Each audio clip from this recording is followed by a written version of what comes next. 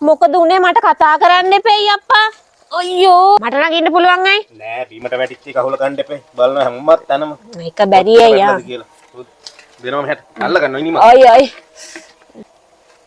උඩට යනවා මං තව ආ. අල්ල ගන්න ඉනිම. සුවරුත් නෑ මට. ඒ කෝල් එකක් එනවා. ආපු දෙන් ඔහෙ. අයියෝ කවුද දන්නේ? ආපු දෙන් කෝල් එක මේක අල්ලගෙන ඉන්නවා. ඕක ඔයා ගහෙන් අල්ලගන්න මම ටක් ගාලා එන්නම්. අයියෝ මන් දන්නේ මරන්නද මන් දන්නේ. ඔයා වැඩක් කියලා මං එන්නම්. තප්පර දෙකයි යා. බලයන්. හොමින්ද?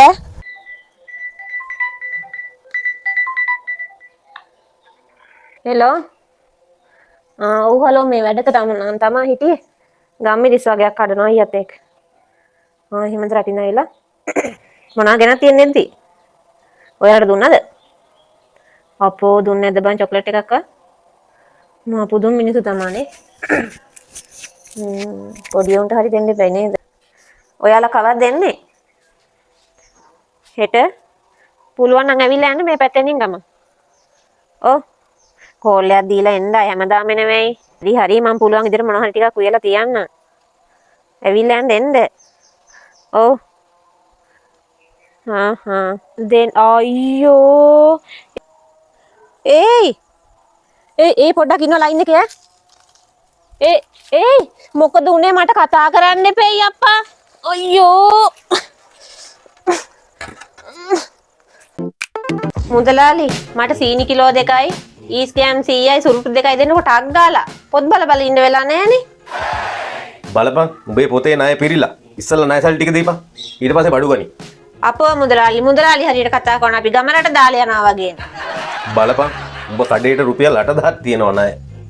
මම ඉතින් කඩේට බඩු ගේන්නේ මගේ අහවල් එක දීලාද ඊට පස්සේ.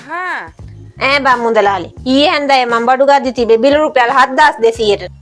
ඉතින් බෝල හැන්දෑවේ 7200ට තිබ්බ බිල එළි වෙනකොට 8000ක් උනේ කොහමද මුදලාලි? ඒ වගේ බලු වැඩ කරන්න එපා අපි වගේ අහිංසක මිනිස්සුන්ට. අඩි සෝම හොරට වැටෙන්නේ නැහැ පොතට වැටෙන්නේ නැහැ. කොහෙද ඉතින් උඹලා කිසිම උනන්දුවක් නැහනේ. මොකද්ද මුදලාලි ඒ කියපු පඩත්තර කතාව? මං හැදුවේ උඹට හොඳක් කරන්න. උඹලා ඉතින් හැමදාම අපේ ණයට කකා හිටපල්ලා.